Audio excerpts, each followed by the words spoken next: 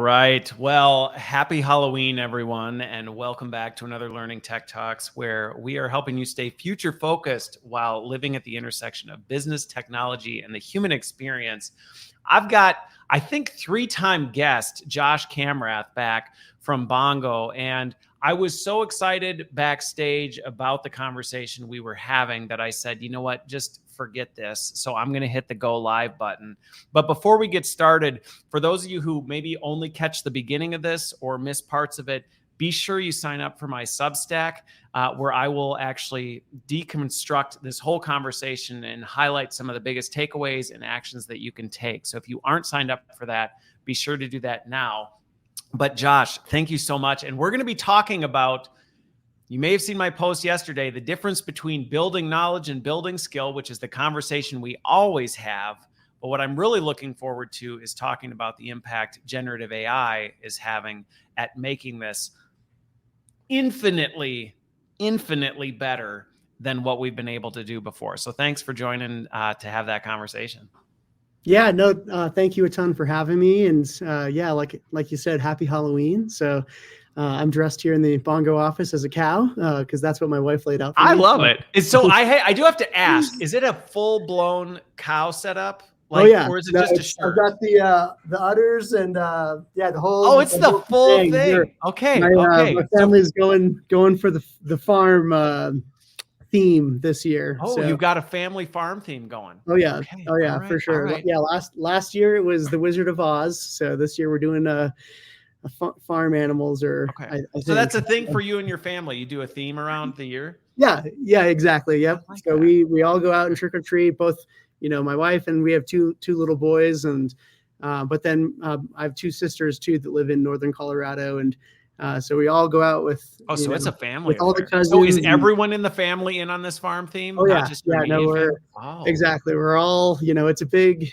effort to get I would imagine or whatnot to coordinate. Okay. So going all in. I fully expect to see pictures on social media of Kamrath farm crew. All of that, especially growing up in the Midwest, I may critique whether your, choices are accurate to real farm living based on growing up in the sticks of Minnesota. But that's awesome. Sure. I love it. I love it. So for those who may not be familiar with who you are, let's do a little bit of backstory because people may not know Josh and who Bongo is. So let's make sure we level the playing field on that one, and then let's dig into this whole generative AI and skill building conversation. Sure. Yeah. So introduction of myself. So I'm Josh Kamrath, CEO of Bongo. What Bongo is we're a video-based skill validation tool where we have learners demonstrate their skills or competencies. And those could be sales skills. They could be demonstrating business processes. It could be vocational, like how to drive a forklift. So the learners are demonstrating their skills through video. And then we have how to drive a forklift.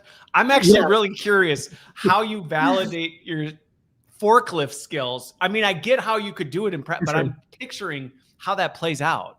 Yeah, well, typically they, do it with a mobile device. So they'll, have a colleague or peer record through a. Okay, I was going to say they better have a colleague or peer recorded to do it versus the whole selfie stick. Otherwise, that would just not be no. There's certainly use cases that require a buddy. That's for sure one of them. But we have similar. It's for vocational training. They'll record themselves and kind of walk through the different safety elements or different, levers and features of a forklift. And then historically, the last decade, we've had their colleagues, peers, or managers provide critique and feedback. So things like timestamped comments. Now, as you alluded to, we have quite a bit of additional AI centric capability that will automate the critique process. So similar to a human evaluator, it'll auto grade them. We call it smart scoring on both the delivery and the content of are they getting the actual concepts correct? Are they articulating where the buttons are and where the shut off, string is? Yeah, the emergency shut off for when they, Exactly. knock over the shelf. Yeah, so it's but it is a very wide range of use cases, right? So from vocational training, like forklift safety or how to put a fire suit on for firefighters, to how to be a better leader, how to give constructive criticism. Another cool use case is actually a restaurant that's a chicken-based restaurant that has a cow as their mascot. All of the managers in North America, similar use case where they have a colleague record with a phone, and they'll give constructive criticism on how to cook French fries better, or how to do different tasks. And in that case, the Bongo, we're doing the assessments to help those managers give constructive criticism in a more friendly, more impactful way. And we're evaluating them both with, again, video evidence, the option for human evaluation, but really the AI is scaling observational assessment. So what I want to drill into, though, or at least highlight in that, is I do think what you just called out there about also the hard tactical skills is one that I think can easily be overlooked with some of this video stuff. Where, again, it can be easy to think, oh yeah, we can assess people on video in terms of like an interpersonal interaction where they're talking with someone or they're delivering something. But that frontline capability of, hey, we've all got basically a studio in our pocket at any point, and having the ability to say, let's actually demonstrate showing that you know how to do this so that we can give feedback, critique, encouragement, whatever that is, to actually help build the skills versus just, hey, I passed the test, I know the right answers, but does that necessarily mean I actually know how to do it in practice? Yeah, that is exactly, what Bongo's core thesis of a company or vision is, helping people be skill ready, helping them validate that they can take the knowledge that they just learned and apply it in a real world context. And frontline workers, that really is like one of our core ICPs, like ideal customer profiles, of having a learner who, it might not necessarily be interpersonal skills, but if they're, interacting with other workers or other coworkers, employees, or interacting with customers, there's a lot of elements that Bongo can really help give them a safe place to practice. Help, again, evaluate and validate that they have those skills, and like I mentioned a second ago, effectively make the materials, the knowledge that's being delivered, make it more meaningful by an evaluation that's, puts it in a real world context as opposed to and we'll talk about how AI is just, to me, the next generation of this, because as we got, I've been along your journey from very early on, because that's the thing. You've been doing this while the company has shifted a little bit in terms of like your business model and your infrastructure.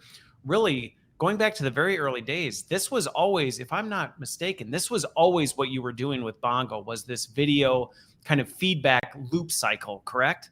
That's right. Yeah. So the original vision has always been like scaling observational assessment, right? So, it was actually founded by a professor who, originally had students, just like when, we were in high school or university, some classes you'd go to the front of the class. And you had to do it. Yeah. You had to actually do it. And it wasn't just like, oh, can you pass the exam? It was, no, you're going to get up in front of the class and you're going to do whatever it is. Right. And sometimes it was a presentation. Sometimes it was I just remember chemistry, you had to do a certain experiment, and your professor would watch you do it. And then you'd get feedback on, hey, did you actually do that right? Or did you blow up the lab? That's exactly right. Yeah. So there's, exactly that use case, or it could be like in shop class, building something. Like there's lots of different domains, in education where the observational assessment is really important, but it basically, and far more in corporate L&D, right? Like apprenticeships or just being onboarded or validating that a partner can actually talk about, a partnership or a product that they're maybe not representing as their own company. there's lots of use cases where traditionally it's been like a one-on-one kind of format. And that's what Bongo, the original vision, and still today, that vision of scaling observational assessment. But yeah, like you were just alluding to, the ability to add, especially this last Automation. 15 months, pretty robust AI capability really allows us to scale that in a way that nobody's been able to do in the past. Well, and so with that piece, because I think this is going back to the corporate L&D challenge and the journey you've been on along the way. I think this is one that not just corporate L&D, but I even think professors and back to my K-12 days, it is always hard to scale observational assessments. It is through analog methods. It's always something. I think back to when I was in the 8th grade class, you couldn't be with every single student all the time. It was always a challenge to see, do they actually have the ability to demonstrate the skills? And historically, as an industry, we've always struggled with, so how do we actually measure whether people can do it or not? It does put us in this precarious position where when people go, is what you're doing working? That's a lot right. of times it's, so we think so. I mean, we sure hope so. They're passing the test. They went through the stuff, but we don't really have any empirical evidence that they have improved or are actually able to do it. And I think that observation piece is that validation, even pre-generative AI. Yeah, no, you couldn't agree more. And that's like, almost like me on my soapbox with, our industry is learning and development. There's lots of tools that focus on learning, right? Of pushing content, pushing learning to learners. There's, I would argue there's not a ton that are truly focused on like development. Can they actually apply what they just learned? And that's really where Bongo, hits home. And I think where we're quite unique is that we're, laser focused on, can that person take what they just learned and, apply do something with it? Yeah, do something. Does it have a, and that's, I think again, with the AI being able to scale things, whether it's observational assessment or just that validation that they have truly learned it and can apply it. That's where, we're able to have L&D practitioners really, be able to be empowered and transformed into like doing all the tasks, if you will. Like that is like the old way of just being task oriented. The new way is, if you will, is through Bongo being able to have a validation step that like, yep, learning actually happened and can be applied. Learning occurred. Learning occurred. Practitioners then can focus on, well, how can we take this and actually apply it to, business outcomes, right? Not just like checking the box of, yep, everybody watched these videos that I, bought. Well, and going back to it, I think this is one of the things where, and for those who are watching who may be thinking, well, what is the role of the people? We will get to that. I promise I will save time to talk about that, because I get it can be threatening to go, wait a minute, I hear observation. Now I hear AI is being able to do this. That can incite some discomfort. And I get it. We'll talk about that. But I think, the point that you're talking about there is there are plenty of times where even in a business context, we don't know what skills actually are going to drive performance. And so it's almost a double whammy when you're trying to build skills and you aren't even sure whether the skills are built, because then you can't even validate, well, are those the right skills to drive the performance we're trying to drive? And by doing this well, you might be able to validate, look, we built these skills and we're still not seeing the problem change. So now we need to go back to the drawing board and either adjust the skills or maybe redefine, is there something else breaking down? This really does allow us to be more strategic problem solvers versus just, well, we did everything we think, but it's in a vacuum. That's right. Yeah, that's totally right. And, I think another element of that Bongo, really has been working hard to help, tackle is being the measuring stick for skills, right? So, there's lots of tools out there, and skills is for sure a hot topic, but there's lots of tools out there that are, working towards self-proclaimed skills. I'm excellent at Excel, and my two buddies that are, I share a cube with also tell me that I'm excellent at Excel. Yeah. That to me, and I have a check mark on my LinkedIn profile that says exactly 10 people have validated that I'm great at this skill. That's right. And to me, that's just like rough, because that's just a total guesstimate of whether that, for the organization at least, whether that person truly possesses that skill or that domain knowledge. And that's really where Bongo, what we're working towards on the macro level is, validating that people have skills, having it within a specific context, right? So that was what I was just going to say. The other side of that is you may have a skill, but can you apply it in the specific context your organization needs? Because going back to this Excel thing, I'm good at Excel, but are you good at Excel for this purpose? Oh, well, no, I'm not. Exactly. That's a problem. That's exactly right. And there's different versions. A good at Excel, does that mean pivot tables, or does it mean balancing a spreadsheet or building spreadsheets or building a model? Like, there's lots of different, I think, nuance. And again, with Bongo, you can be more of a measuring stick, specifically, for especially like power skills.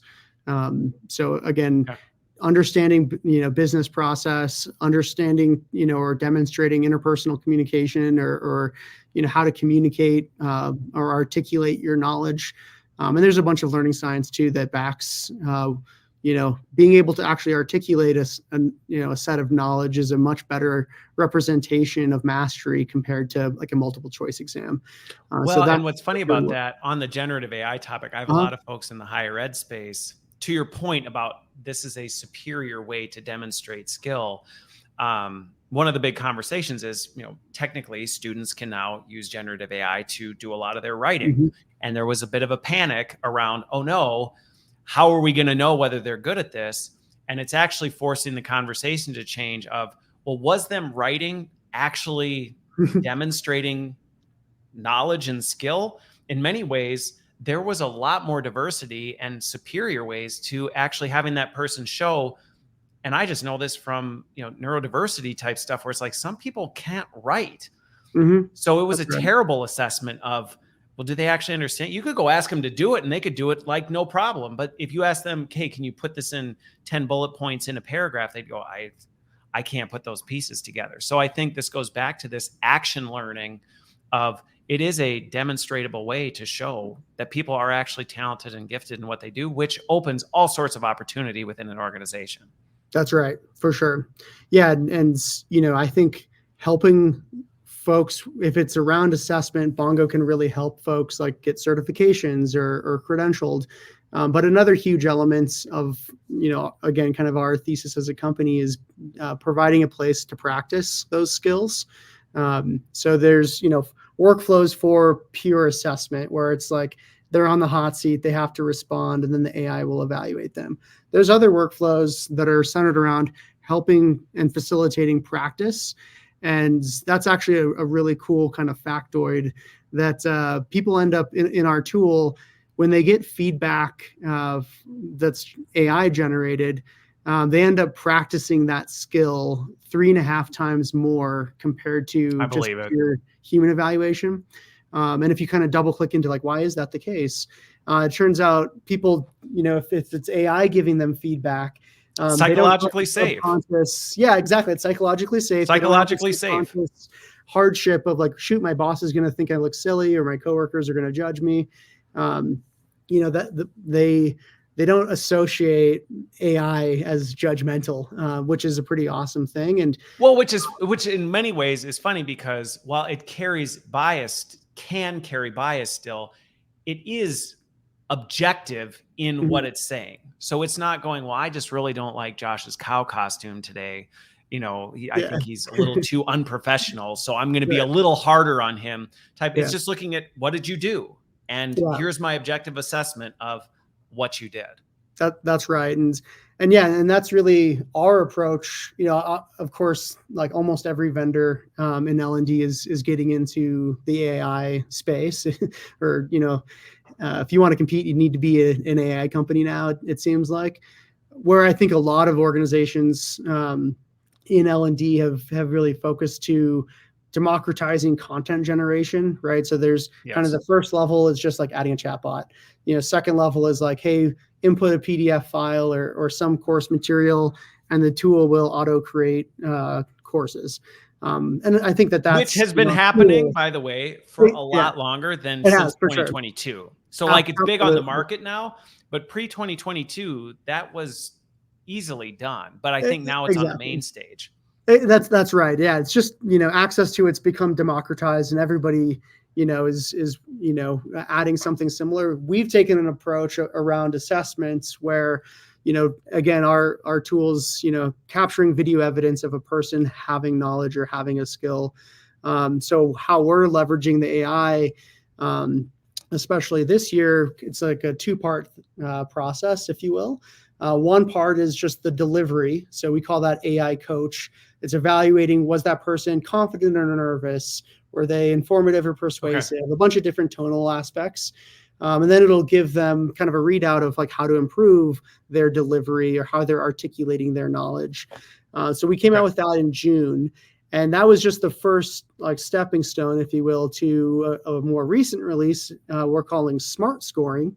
And what smart scoring is contextualized feedback. So it effectively allows an evaluator or an administrator, somebody authoring a course, to input source material. So that could be, again, a PDF. It could be a video of somebody doing something. Bongo will then take that, consume it, generate learning objectives, right? So it'll identify what are the key elements that are trying to become. What are the key things we should be looking to measure? Yeah, exactly. What are the key things we're trying to look for? It validates that with the human, right? So the person authoring the assignment, we're not trying to, pull the rug out underneath L&D professionals. We're trying to. Well, and you wouldn't want to, by the way. You would Absolutely not want to. Yeah.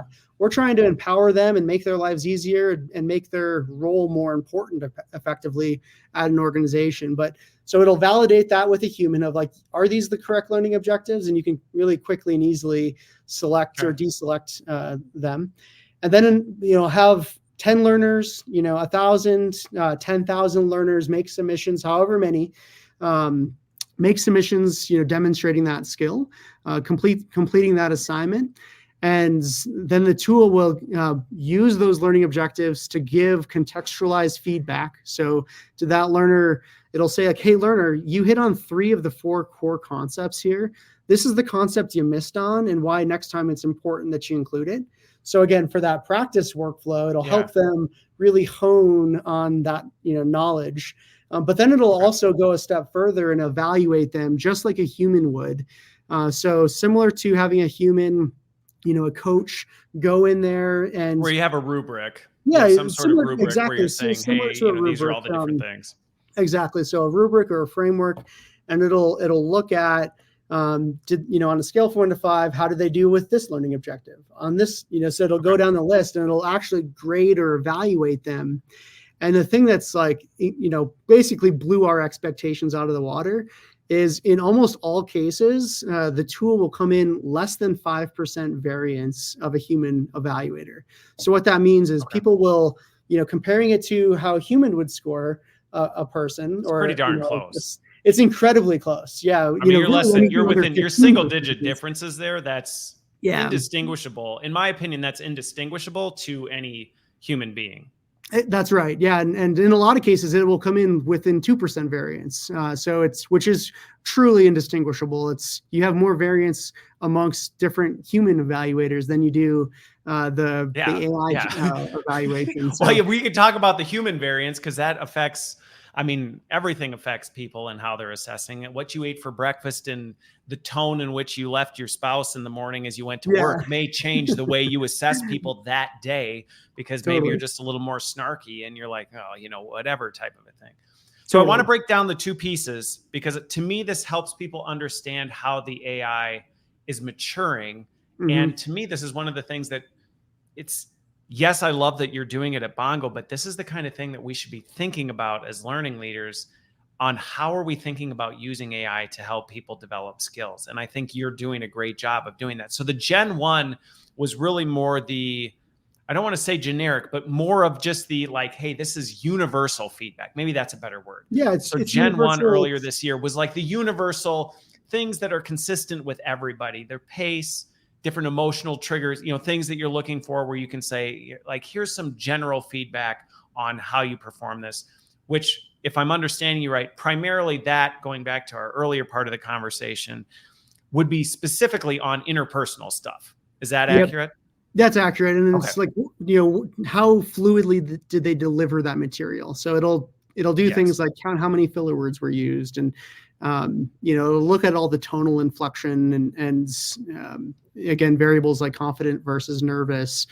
But it's centered around, it is more universal, and it's centered around, it's going to be language specific, right? So Spanish is slightly different than English in terms of, how confidence is represented, but in general, it's universally. But in general, we have enough training data out there. And I think this is kind of where I'm going to with this, is I'm watching and talking to a lot of the AI experts right now to see how this tech is maturing, is the fact that we have a lot of training data out there to give a pretty good assessment on that in general. So I can see where Gen 1 was, let's actually integrate this into here so that basically anybody submitting anything can get some pretty general feedback, but still very helpful in terms of here's how you present yourself to other people.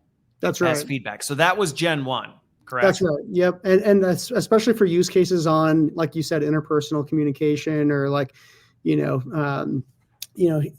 leadership presentation skills, delivering a sales pitch, things like that, where it's like, hey, there's a ton of use cases around that. Yes, exactly. That the AI within that category can be extremely helpful for specific things.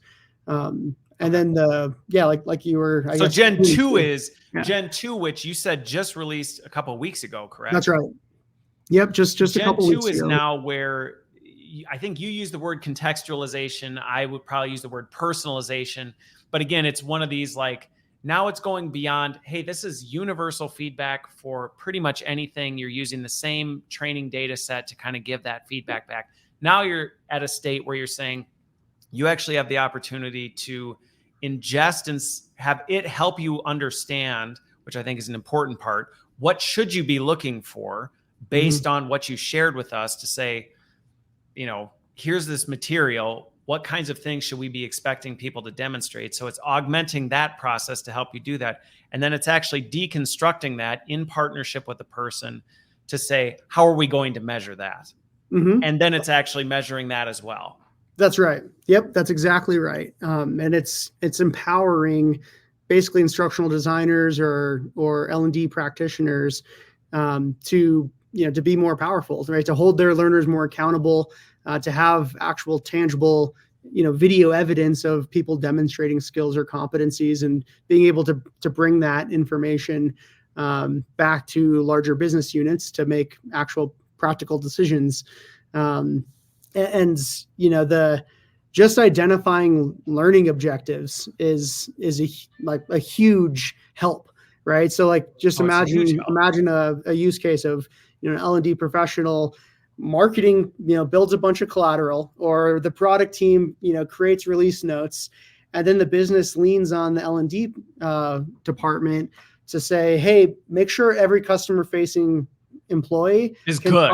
It's good. It's good, right? Can talk about this new marketing asset, or understands the product release notes. And often they're looking to us to go, you tell us if they're good. And it's like, I don't understand some of this stuff, where now generative AI is serving as that assistant to help you process that information and go, based on all this information, here's what we're thinking the right things are, which, going back to some of the human in the loop piece, my perception and my recommendation on this would be, as part of that, then that is where you as a learning practitioner are working with the business to also validate that. Like, it's assisting you get to that point so that then you can go back and go, is this what good looks like? Like, if we could consistently get people doing this, would you say that is what good looks like? Is that accurate?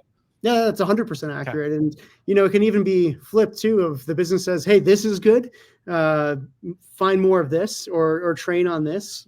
L&D folks can take, the perfect sales video or the perfect, person demonstrating that business process.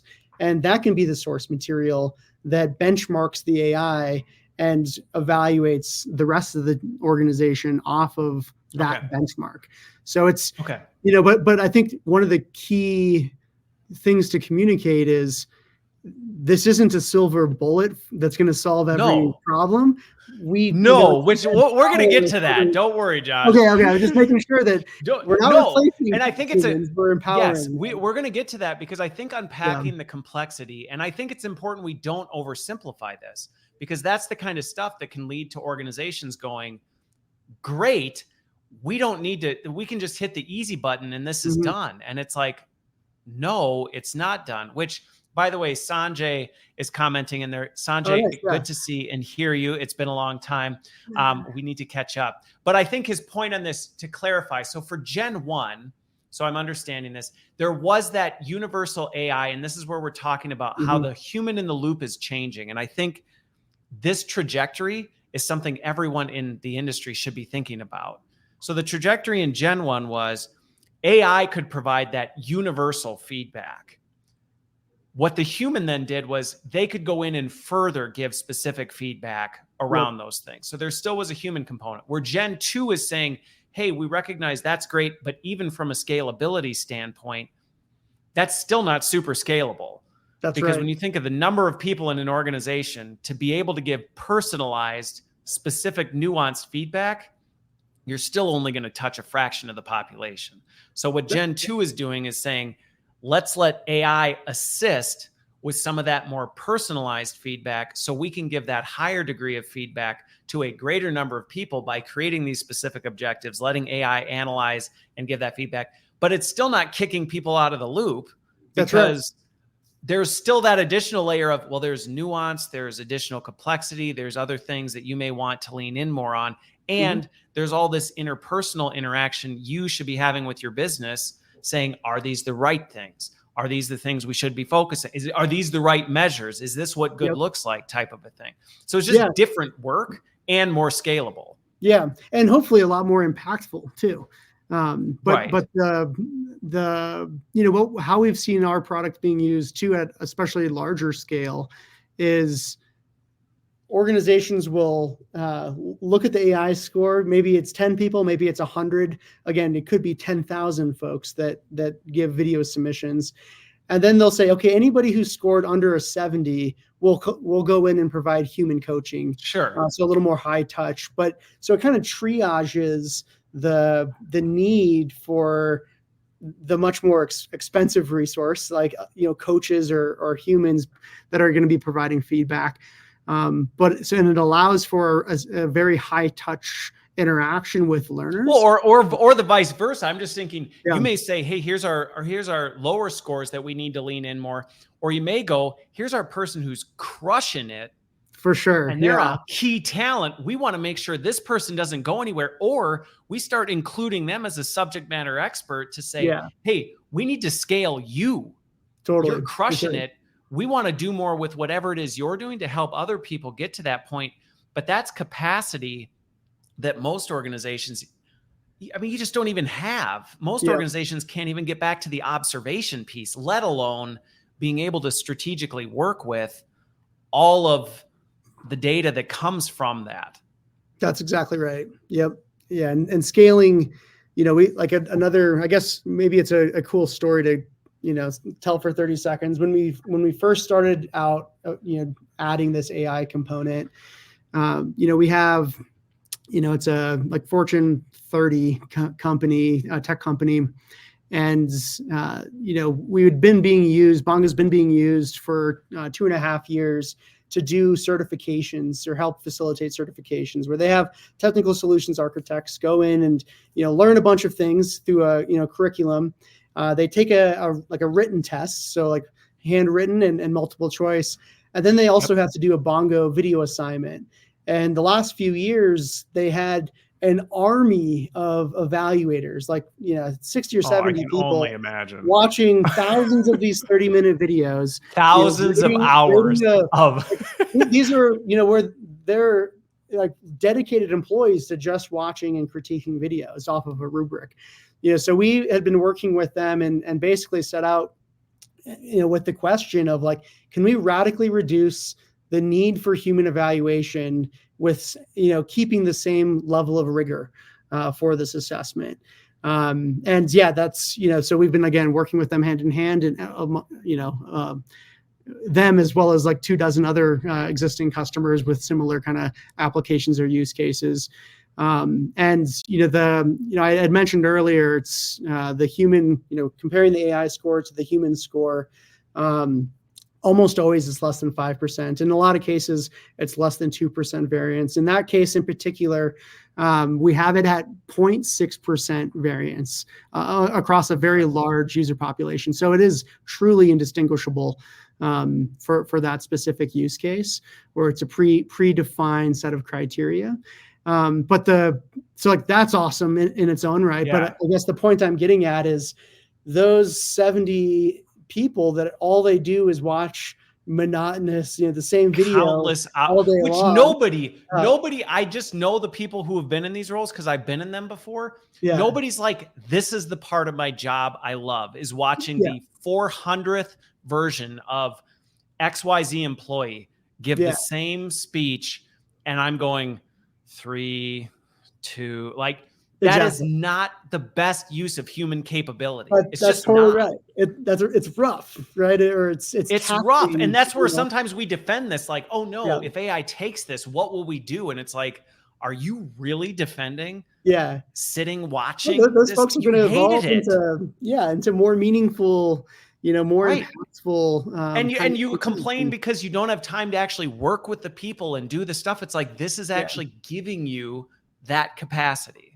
That's right. And the other cool, like, kind of larger business outcome is in that case in particular, instead of having to charge, $4,000 to $6,000 for that certification, we just took out the largest cost of goods sold, the largest cost for that. Right. So they can, instead of selling it for, let's say, $5,000, they can sell it for $1,000 and offer way more certifications, right? And that's the ultimate desired outcome, is certifying their, and democratizes access. Exactly. So it's, that's just a totally democratizes access with having the same level of rigor, right? Like it's awesome. It shouldn't be, I guess, overlooked. Well, because that's the thing. A lot of times everybody has the goal of democratizing it, but you end up getting the lunchbox version of the steak dinner. It's like, well, you get the cheaper version, but it sucks. And you're like, oh, okay, well, that's not really all that great. Versus now you can say, we can offer an affordable version, which now makes this more accessible. Again, I just think of the implications on, diversity, equity, all these things where it's like, well, these things used to be limited to a small segment of the population. We can now say not anymore. Actually, we can open that up.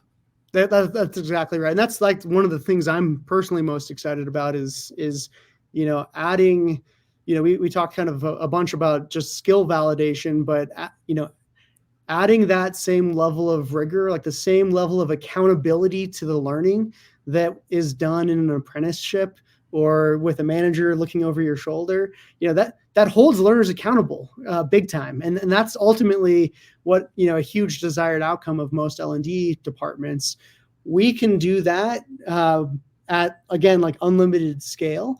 And, because it scales a lot better, it can hold L&D community more accountable to learning, but do so at, basically less cost than the business is typically absorbing. So,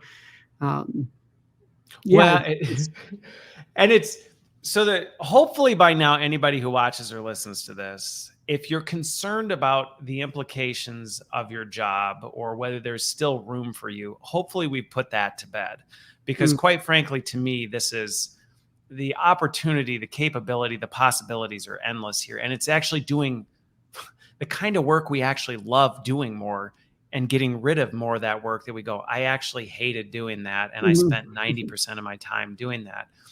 But I think the other part of that is accountability. We often talk, I hear a lot, oh, we want a seat at the table, we want all these things, but a lot of times we don't have the accountability to be able to actually own that seat. Mm-hmm. And accountability can be a double-edged sword of, it's going to show that you're doing great when you're doing great, and it's also going to show you're not doing so great when you're not doing so great. And so I think there can be a little bit of, I have to imagine there can be some discomfort that you run into or some resistance. And I just fully anticipate people in my field, yeah, you may be a little nervous about it, because sometimes when you look in the mirror, you might not always like what you see. Sure. Yeah, I would say, the accountability that we're adding is to the learners, and it allows L&D folks to be able to have there be actual evidence of, the learners are either, button mashing through the content, and it's, then it is a waste of time anyways, or they're actually learning the material. So if, as an organization, if we're going to spend money on buying content or spend company resources on having people, our employees spend time on learning something, Bongo can, basically bridge the gap of it was worth it, right? Like the organization's they can answer the ROI question of, so we did this. Did we get anything for it? Yes, we did. And we have quantifiable results to show that they did. Exactly. People didn't just, read and regurgitate. They actually, can apply, like learning truly took place, and they can apply their new skills in context. And, Bongo's AI can validate that automatically. And, again, give L&D practitioners, like, not just a seat at the table, but like, powerful information that allows them to, have proper, strong arguments, and again, empowers them to, have a bigger impact. No, I mean, I can just say from personal experience, having spent a lot of time around simulation and observation and things like this, where you're actually measuring. And when I hear the thing of like, well, you can't measure soft skills, I'm like, then you don't really understand soft skills, because they absolutely can be measured. You can deconstruct them into behaviors and quantifiably measure them. And I can just say from personal experience, when you have that data, it is a different position that you hold in those conversations. Yeah. Because you can actually say, here's what we're working with. And here's quantifiably what we need to do if we're going to get from point A to point B. And it's transformative for our industry. Yeah, for sure. And I do agree. Transformative is for sure the right word, especially for specific use cases like around certification or credentialing, where you're wanting to validate that person really knows that thing. You mentioned simulations, like, that's an awesome application, but oftentimes is really costly to develop that kind of content. Can be. Whereas Bongo is a lot more dynamic. You can, copy and paste materials, and it can hold people accountable to those materials in, less than 5 minutes. What you're doing is, though, even just based on what you said, I mean, it is a simulation. In many regards, it's what you're doing. You're saying, here, it's simulate what you would normally do. That's You're just capturing it via video. And to me, this is where I celebrated 4 years of this show earlier this month. And one of the things that I pushed on here was, to me, what the democratization and just rapid expansion of generative AI in our industry should be doing. I'm not saying that's what's happening now, because I think, to your point, we're often distracted with a lot of things that are not transformative. But what is transformative is action learning, and actually being able to say, we should be moving more towards learning in action and actually measuring and demonstrating that, and less passive consumption, things like that. That should be the trajectory of every organization in how they're developing their people, because the excuses of, we can't do that, it's too expensive, we don't have the resources, they're vaporizing. And it's no longer a credible excuse. Yeah, no, I agree that even independent of Bongo, that's one of the major realities of our industry, that AI is, like it or not, it's coming, is it's just giving it more access, and being transformational is inevitable. Yeah. Well, and I think it's important for practitioners to think about this, because the risk is you can wait until this happens to you, or you Mhm. can be in the driver's seat to say, we're going to take a leading role in making this happen in our organizations. Because maybe not this month, maybe not 6 months from now, but at some point, your business is going to have this expectation that we are doing this because we know it can happen. And you don't want to be in the position where you're reacting to that and you're unprepared. And I think we have a unique opportunity right now to get in front of it and say, Mhm. why not be on the front end of this rather than responding after it gets handed down to you as an expectation?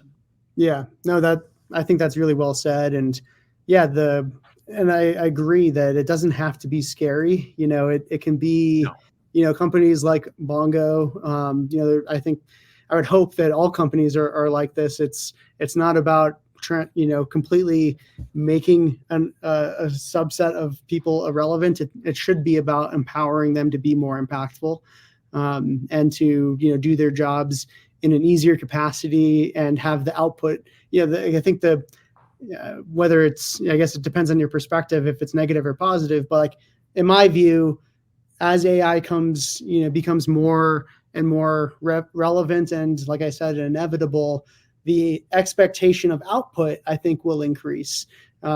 Just like we were talking about Excel a little bit ago. Back in the 90s when Excel became a thing, it was transformational for a lot of people that were in finance or accounting. And there were people who held tightly to their ledger books. Exactly. Who said, that's exactly I'm right. going to do long form math. I can't Yep. trust this thing. Yeah. And it was to their peril. Yeah, in all that's honesty. exactly right. And there's still a lot of finance and accounting and bookkeeping folks, like business can't operate without those team members today. So it was transformational, but it transformed the amount of their productivity and their output. Yes. Like I can't even And the imagine quality of not, it. and the It's quality. not even, Exactly, it's not even just do accountability, more. It's like, sometimes it's like we can deliver a better product. That's right. And the expectation of quality is going up as well as quantity. Yep, that's exactly right. So that's really my perspective of how tools like ours, are transforming the L&D industry. Is, we want to be making organizations and ultimately, people authoring learning more capable, more powerful, more scalable, and ultimately more important out of business. Compared to like the old way of doing things. Yeah. Status quo, like there's a reason that observational assessment, was really hard to do at larger organizations. It's because it doesn't scale, or historically it hasn't scaled very well. And, now that Bongo and tools like ours are coming about, the expectation, I think, is going to be transformed. And ultimately, the expectation of the learners is, I think, what's going to be. I guess I'm like hesitant. Well, to and say people need this. That's the thing, because there is a rising expectation on employees, and so there is and should be a rising expectation on us to deliver better outcomes. Because they need it. Our companies need it. The reason skills is the number one word used in the boardroom right now is because companies recognize, hey, we got to do something about the skill stuff. And it's up to us to say, we can do better.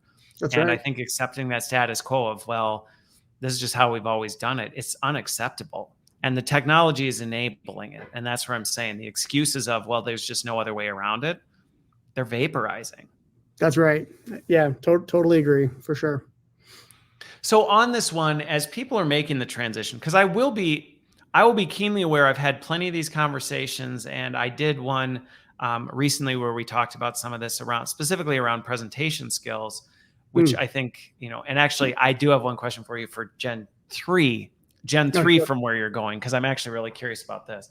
But for organizations, this is a shift, and I'm curious if you've seen or experienced how to help people navigate this, because in many ways these conversations can be very foreign to an organization, because historically it has been, hey, here's a bunch of information, just make sure people get it.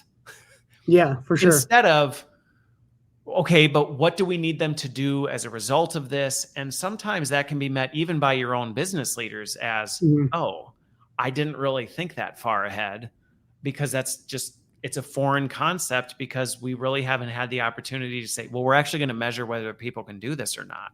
So anything that you've observed as companies are starting to lean into this, and as you're seeing the technology advance here for making that smooth transition? Yeah, I would say maybe two things. One, that's, if organizations or individuals are running into that, I'd encourage them to reach out to us, to have us help them build a business case, and to justify, how it can be transformational for an organization.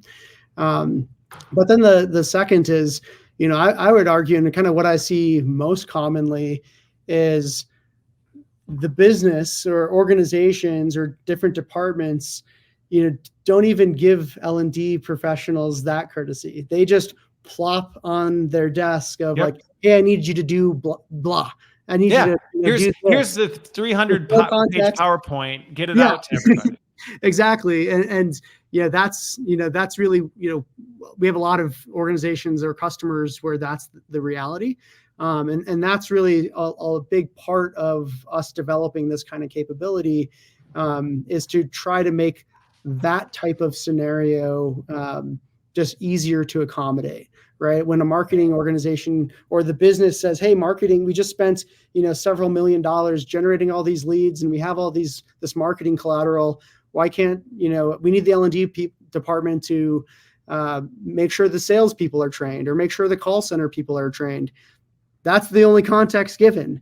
Our tool and methodology, requires asking more thoughtful questions. Exactly. Right. It helps empower and get L&D done, basically.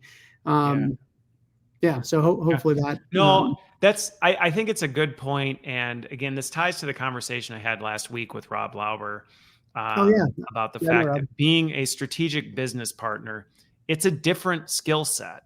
And we have to adjust and adapt to this, because it is different from just going, okay, here's the stuff, let's figure out how we make that happen.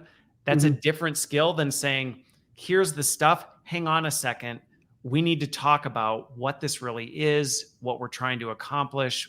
And that requires sometimes some healthy conflict and tension. And it also doesn't happen overnight. I mean, organizations I've worked with, if you aren't in this state and already having these conversations as part of your regular routine, now is a good time to start changing that way. And if you're used to just getting the thing and then executing, actually saying, well, let me just start asking these questions. Even if our process hasn't changed yet, let's start having those strategic business discussions. And I think, or I guess I would hope that's one of the core things that the smart scoring and the learning objective generation process, it helps with that, right? Where it's, you can take any material and it'll auto-identify the learning objectives, and that L&D professional can go have a conversation around, hey, marketing folks, is this what's most important in these assets? Then it's actually a conversation that can happen after 5 minutes of getting that material. Yeah, let the generative AI do the work, and then you have the consultative discussion of, hey, what you shared with me, what we think this is what you're trying to get across is this. Is that correct? Right. No, it's not correct. Well, then we better talk about it, because that can also help inform the business too, because generative AI is smart. If it says, well, this is what I'm gathering from this, and then they go, well, that's not what we meant, maybe we need to have a look at what we're actually running people through, because maybe we're not actually communicating that message very well. Yep. No, that's exactly, it's exactly my point, right? It allows and facilitates a conversation to be had. And as opposed to the old way, if you will, of, the L&D folks get the marketing assets, and then the L&D folks need to go become an expert on that material. Like, that's an insane amount of work and hard. And, in my opinion, kind of almost inappropriate, right? So Bongo can, help facilitate those conversations without having to become an expert in that domain or in the material that's being evaluated. So hopefully, well, and I think I really hope I love that you're doing that, because it's almost like the little training wheels to help people make that shift to go, because it is hard if you're not used to having those discussions. Sometimes you're like, I don't even know how to have them, and this can equip you with that. And really, quite frankly, I would encourage anybody to be doing. You can be using generative AI to do that today, regardless of where you are, because you can go, hey, like, use ChatGPT, use Bard, use one of these tools to help you distinguish, okay, what am I dealing with? What questions could I ask for clarification? And it should help you have a more informed discussion. But I love that you're building it in the flow so that just then becomes part of the natural process. Yeah. My follow-up question with the time we have left, and this is why I wanted to go early, is Gen 3. Okay, so I'm listening to your conversation of how you started with Gen 1, where you are with Gen 2. I'm tying back to the fact that we talked about, like, let's say you're assessing someone doing something in a restaurant, or you're assessing someone driving, a forklift or things like that. A lot of those things, generative AI, at least the general big AI models, may not have the training data necessary to be able to come to the conclusion of, I can assess how well this person is doing this. Do you anticipate, this is a little, you don't have to tell me if this is part of your product roadmap, but is some of that, as you identify some of these things that may be unique to an organization, you can then get to a point where you're actually training your own model to actually start to detect some of these other things that may not be broad scale, things like that. Because I can see opportunity where you would actually be able to say, well, if we've trained 10,000 forklift drivers in our organization, we've got a pretty good idea of what it should look like. And I'm just curious if you see an opportunity down the road where you could continue growing in that space. Yeah, so there's a lot of different paths and opportunity in front of us, and I would say this year's been, I've been with Bongo for, I guess this is my 11th year. This has been the coolest, and most exciting. Just the pace of how things are moving is insane, both within Bongo, but also just in general. And it's not just the technology that's moving, like we've been talking about. It's organization's expectation that's also been, pretty rapid. But yeah, in terms of, directionally our roadmap, I'd say, I know here I'm asking you like 2 weeks after you launched the other pieces, like, cool. Hey, where you go? But that's the pace things are moving. I mean, I think at the end of September, nobody expected us to have these big, large language models hooked up, these transformers hooked up to things, being able to do this kind of stuff. And I think the potential is only capped by our imagination. It is, right. And I would say Bongo, we have high expectations for sure on ourselves, and, the continued development of our own functionality and capability.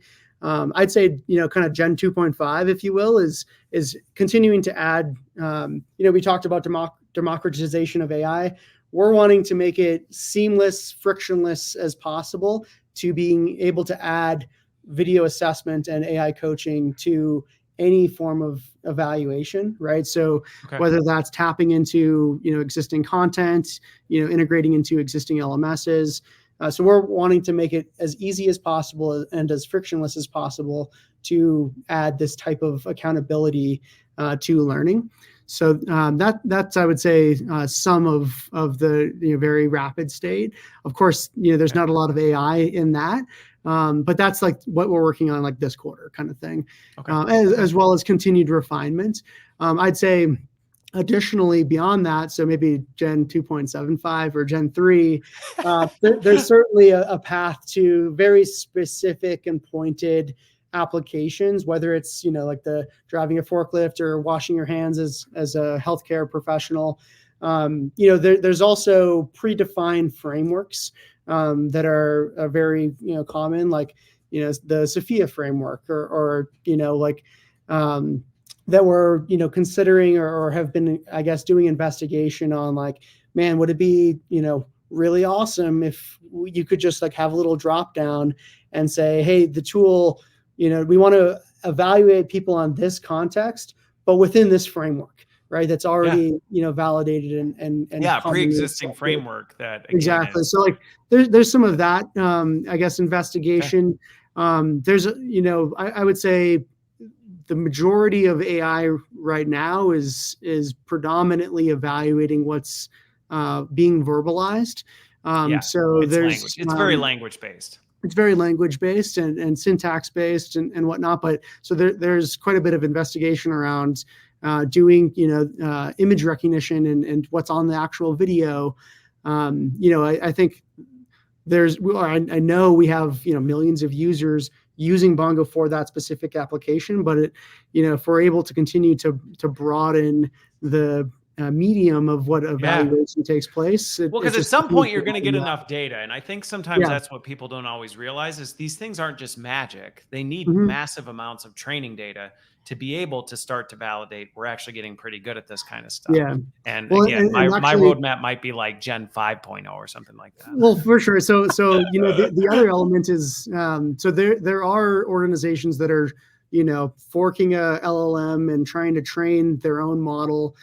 We actually are taking in the AI world a philosophically different approach that's called the zero shot approach, where it's like fundamentally not training a model. Now that said, we have lots of data and like you mentioned, we have millions of users that so there is a path to creating our own effectively, but what the nuance or how Bongo is specifically different is all of our evaluation is specific to an assignment, right? So we're not saying, hey, dump in the whole knowledge base and our AI. No, you wouldn't want to.